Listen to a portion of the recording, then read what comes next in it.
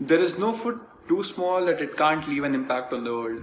Hello दोस्तों, मेरा नाम अंकित उज्जवल है और आज जिस टॉपिक को हम डिस्कस करने जा रहे हैं वो है ऑफेंसेस रिलेटेड टू अनबॉर्न और न्यूबॉर्न चाइल्ड। तो दोस्तों, हमारी जो ये so called broad minded society है ना, इसमें हमने मिसकैरेज वर्ड बहुत बार सुना होगा और वर्ड क्या सुना होगा, हमें मतलब भी पता है क्या होता है मिसकैरेज का। तो I know this is a sad reality, but क्या कर सकते हैं। अब जिनको मिसकैरेज वर्ड का मतलब नहीं पता उनके लिए मैं बता देता हूँ। मिसकैरेज बेसिकली एक डेलिब्रेट एक्ट होता है जिससे कि प्रेगनेंसी को ना टर्मिनेट ही कर दिया जाए, ठीक है।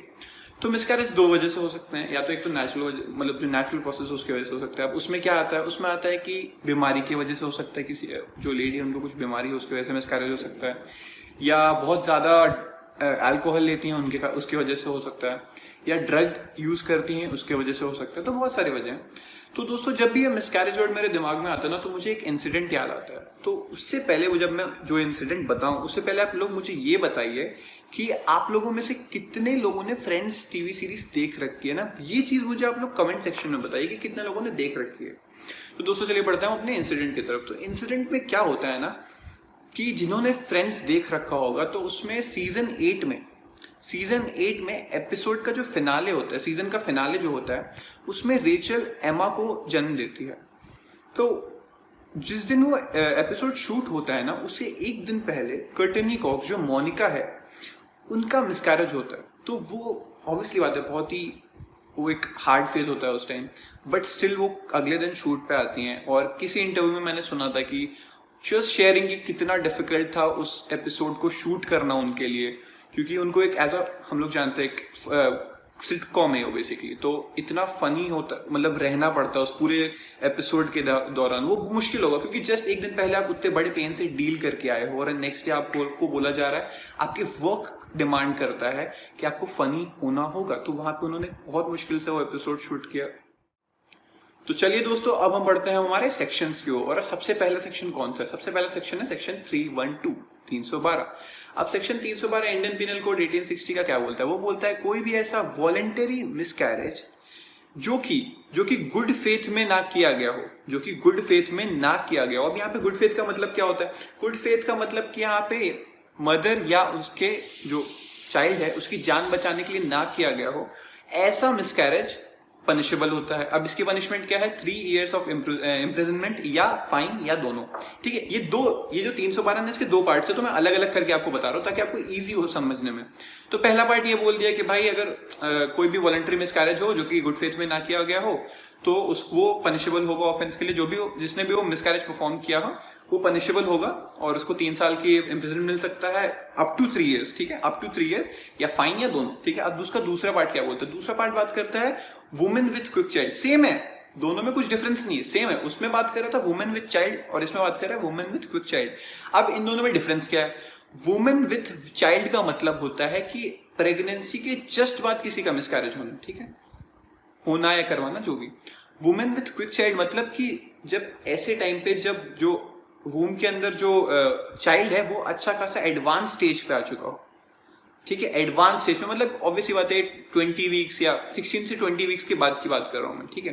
तो ऐसे स्टेज पे आ गया हो, तो इस केस में सेम चीज, वॉलेंटरी मिसकैरेज, बस यहाँ पे कहाँ पे क्या होता है? यहाँ पे होता है कि वुमेन विथ क्विक चाइल्ड, ठीक है, और यहाँ पे भी गुड फेथ में नहीं किया जाता है। तो अब इन दोनों केस में अगर कंसेंट दे भी दिया हो तो उससे कोई फर्क नहीं पड़ता। तो अब वुमेन विथ क्विक चाइल्ड के लिए अंदर क्या होगा कि इसमें आपको पनिशमेंट मिलती है up to 7 years of imprisonment, और क्या होता है इसमें आपको फाइन भी देनी पड़ती है साथ साथ। अब देख लेते हैं कि इसमें एसेंशियल्स क्या होता है। तो पहला होता है कि कंसेंट होनी चाहिए, ठीक है, 312 में कंसेंट होना जरूरी है, ठीक है। और दूसरा होता है कि गुड फेथ में ना किया गया हो। भाई ये चीज देखना बहुत जरूरी है कि वो चीज गुड फेथ में नहीं किया। गुड फेथ का मतलब ये होता है कि कोई भी, मतलब बच्चे या माँ की जान बचाने के लिए वो चीज ना की गई हो, ठीक है। अब हम बढ़ते हैं हमारे नेक्स्ट सेक्शन की ओर।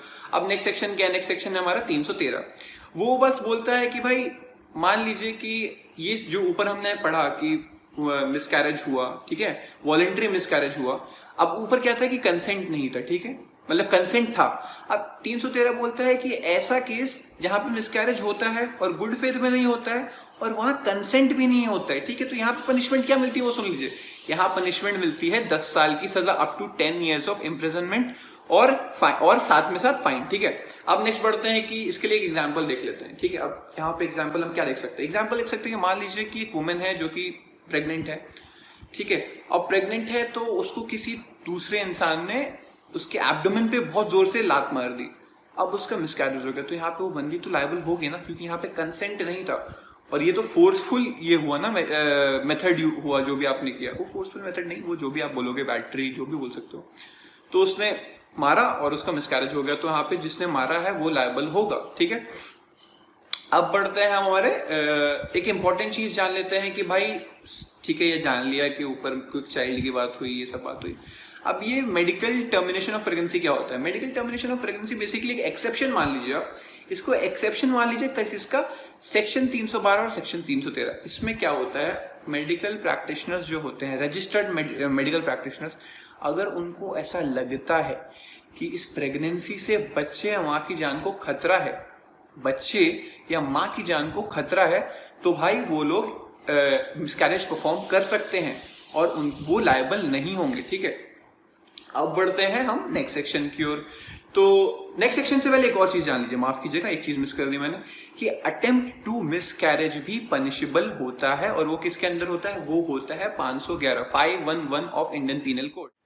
तो चलिए दोस्तों, अब नेक्स्ट सेक्शन पे बढ़ने से पहले एक केस लॉ ले लेते हैं। तो केस लॉ कौन सा है, Suchita Srivastava versus Chandigarh administration 14 SCR 1989। तो इस केस में क्या होता है ना दोस्तों, इस केस में कुछ एज सच एक रूलिंग आई है कोर्ट के द्वारा, वो क्या है वो जान लीजिए। वो ये है कि कोई भी ऐसा मिसकैरेज जो कि MTP एक्ट 1971 के अकॉर्डिंग होगा, तो वो ऑफेंस के अंदर कंसिडर नहीं किया जाएगा। MTP एक्ट क्या हुआ यहाँ पे, मेडिकल टर्मिनेशन ऑफ प्रेगनेंसी, जो कि हमारा क्या है, एक्सेप्शन है मिसकैरेज का, ठीक है, याद रखिएगा ये चीज। तो अब हम बढ़ते हैं हमारे नेक्स्ट सेक्शन, जो कि है सेक्शन 314। वो क्या बोलता है, वो क्या बोलता है कि मान लीजिए कि कोई एक मिसकैरेज परफॉर्म करने के दौरान जो वुमेन है उनकी डेथ हो जाती है, तब क्या होगा। तो ना यहाँ पे दो केसेस होंगे। पहला केस कि वुमेन का कंसेंट था, अगर वुमेन का कंसेंट था तो कितना उसमें पनिशमेंट होता है, उसमें पनिशमेंट होता है up to 10 years of imprisonment. अब अगर मान लीजिए कि उसमें वुमेन का कंसेंट नहीं था, तो क्या होगा, वहां पे हो सकता है मैक्स पनिशमेंट की बात करो, वहां पे भी अप टू 10 years हो सकता है और फाइन होगा। यहाँ पे भी लाइफ इम्प्रिजनमेंट होने के मैक्स जो चांसेस है वो लाइफ इम्प्रिजनमेंट भी हो सकता है और फाइन तो देना ही है। अब और एक चीज जान लीजिए, इससे कोई फर्क नहीं पड़ता कि जो प्रैक्टिशनर है उसको इस चीज का नॉलेज था या नहीं था कि इससे डेथ हो सकती है इस एक्ट से, ठीक है। तो अब हम बढ़ते हैं हमारे नेक्स्ट सेक्शन, जो कि है सेक्शन 315। वो क्या बात करता है, वो बात करता है कि कोई भी ऐसा एक्ट जिससे कि जो वूम में चाइल्ड है ना, वूम में चाइल्ड है, उसको या तो जन्म लेने से पहले ही मार देना या तो जन्म लेने के बाद मारना, ये एक्ट भी पनिशेबल है। और जो भी ये एक्ट करेगा उसको up to 10 years of imprisonment होगी और या फाइन होगा या दोनों हो सकता है। तो ना अब ये दो कॉन्सेप्ट इसमें से निकल के आते हैं, 315 में से दो कॉन्सेप्ट निकल के आते हैं। तो एक होता है फीटिसाइड और एक होता है इन्फेंटिसाइड। फीटिसाइड मतलब क्या होता है कि बर्थ से पहले ही मार देना, मतलब जब पेट में हो तभी मार देना, और आपका इन्फेंटिसाइड का मतलब बर्थ होने के तुरंत बाद ही उसको मार देना, ठीक है। अब हम बढ़ते हैं अपने नेक्स्ट और फाइनल सेक्शन की ओर, जो कि है सेक्शन 316। वो बात करता है मदर विथ क्विक चाइल्ड। याद है ना ऊपर क्या बोला था, मदर विथ क्विक चाइल्ड का मतलब ऐसा कोई केस जहां पे बच्चा एडवांस स्टेज में पहुंच चुका है वूम के अंदर, ठीक है। तो यहाँ पे बोलता है कि कोई भी ऐसा एक्ट जिसमें जो बच्चा है वूम में, जो कि एक बच्चा वो एक अच्छा खासा फीटस बन चुका है, उसको मारने की कोशिश में, मारना उसको था, बच्चे को था, लेकिन उसको मारने में आपका मदर की डेथ हो जाती है, तो ये कल्पेबल होमिसाइड हो जाता है इसके यहाँ पे, कल्पेबल होमिसाइड अगेंस्ट मदर, ठीक है। तो यहाँ पे पनिशमेंट क्या होगी, यहाँ पे होगा up to 10 years of imprisonment and fine 2। तो चलिए दोस्तों, आई होप आपको मेरा वीडियो ये समझ आया होगा, तो थैंक यू सो मच।